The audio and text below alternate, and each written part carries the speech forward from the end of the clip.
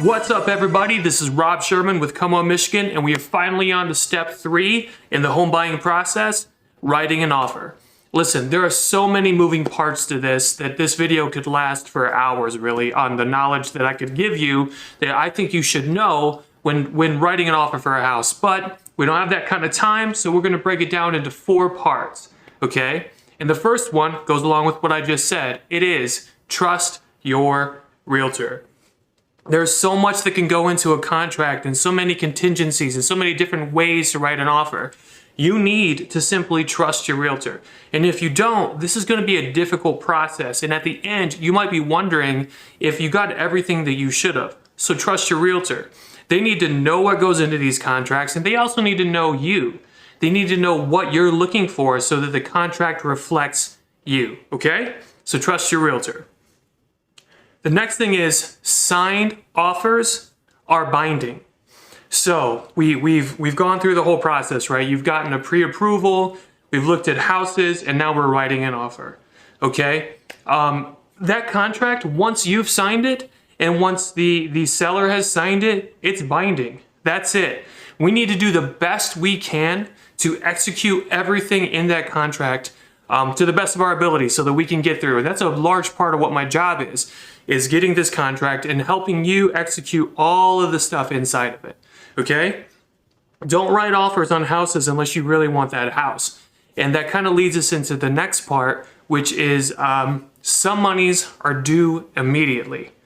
So we wrote a contract, right? And we're executing it and we're doing the best we can. When you wrote that contract, you made an offer to make a deposit. That deposit is called an earnest money deposit, and it's due immediately. Once everybody is signed, we have to turn that money in, and it binds the contract. It kind of holds your feet to the fire because, you know, if you don't execute, so say something comes up in the contract, right? And we don't want to move forward because the contingency said we needed to pass some sort of inspection, and we don't. And then you decide, you know what, this house is in worse shape than I thought. Well, you would get that deposit back, okay? So no worries there. But if we've gone 3 weeks into this and you just decide, I don't want this house anymore, you're forfeiting your deposit at that point. So don't write offers on houses that you don't want to buy, and make sure that you're protected with your money and that you do get your deposit back. And that brings us up to step 4.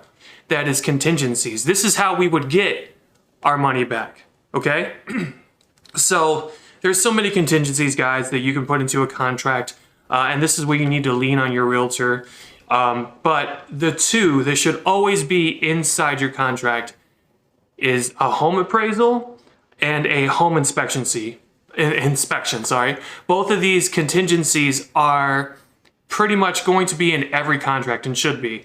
And if they're not, you can kind of get screwed over when things don't go your way. So, for example, you're buying a $200,000 house and it appraises at $160,000. Can you renegotiate here? Yeah, you can. You can if you have an appraisal contingency. You go to the seller, I go to the seller and I say, listen, yeah, we offer $200,000, but the bank is only telling us it's worth $160. They're only going to loan us $160.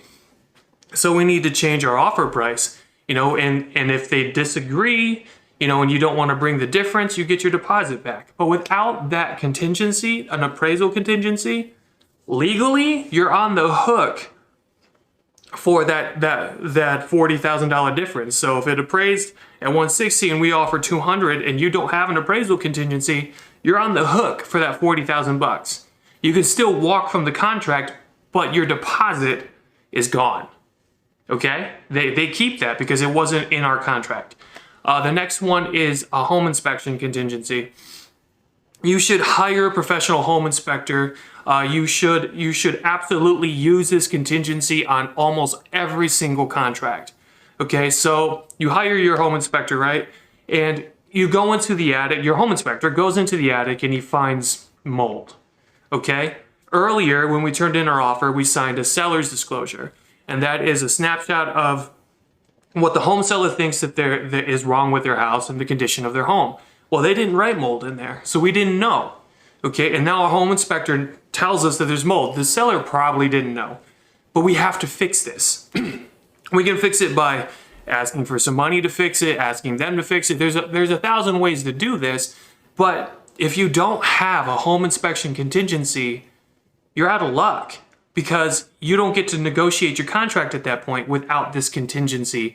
Yeah, you found mold, but there's nothing in your contract stating that you get to, change anything. There's no hurdle set up for a home inspection that we have to get over. So make sure you're setting up these contingencies correctly. Make sure you trust your realtor to set up these contingencies correctly, okay?